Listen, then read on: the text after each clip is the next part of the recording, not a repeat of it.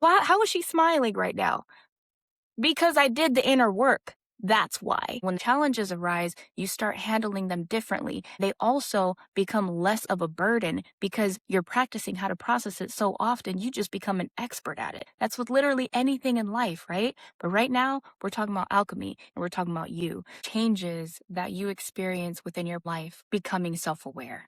God, Buddha, spirit, universe, ancestors, whatever you believe in, having those conversations with a higher intelligence beyond ourselves, in addition to having the conversations within ourselves to understand what we're feeling, why we're feeling it, transmuting and alchemizing it. When you continue practicing that, just like when you're learning how to ride a bike, you keep doing it, you're going to get better until you're a pro and you're doing it without even thinking about it. That is the same with becoming self-aware and becoming an alchemist within that. Because as you continue doing this, situations are going to arise regardless. Life is going to continue happening. You're going to have great points, you're going to have challenging points. And when it comes to the difference that it makes in your life, what you will start to notice is the tough conversations that were once hard to have, you're having them, and you're having them right in that moment as they need to be addressed. Not waiting, not suppressing feelings. You're aware of your feelings. You're standing up for yourself.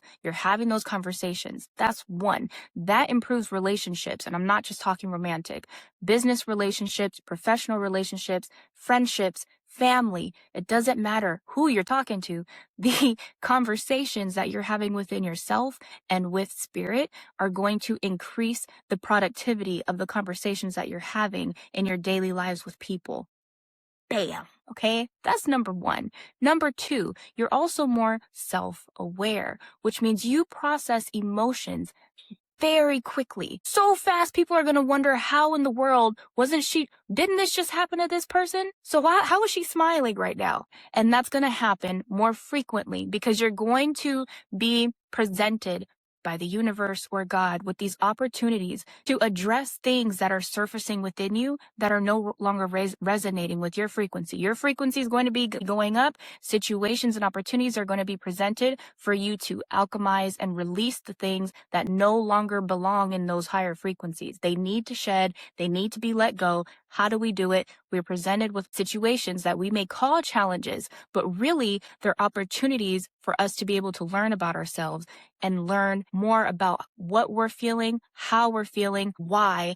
And the next thing you know, we aren't sad anymore. We aren't angry and holding on with resentment. We're not meeting those same BS people that kept doing X, Y, and Z to us because our frequency isn't matching and calling that in anymore. That's what we've been shedding. Why in the world do I need that in my space? You won't even be able to handle my space, honey, okay? I've done the work.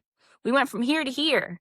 And if you're not there, you won't really feel comfortable in my space. And this isn't just a decision that I'm making. This is a God has your back situation. Even if you may want to be close to someone, if they are sucking the life out of you somehow without even explanation at times, they're going to somehow disappear from your reality and you won't know how. Something's going to divide you two. There's going to be some type of move, an argument, just discomfort in general where you guys don't talk as much.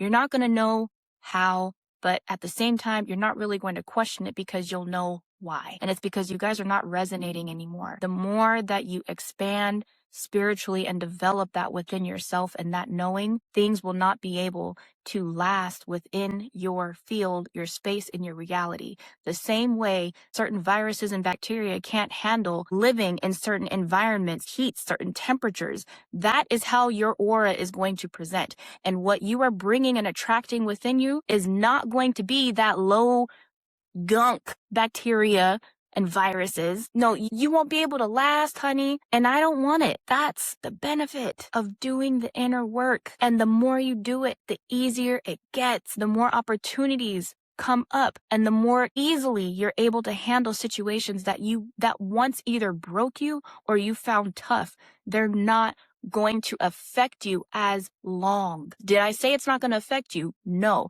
it's going to affect you, but you'll know how to deal with it. You'll know how to process it. You'll know how to alchemize that emotion. It's how you are being affected and be able to restate what you do and do not want just from being aware of what you're feeling.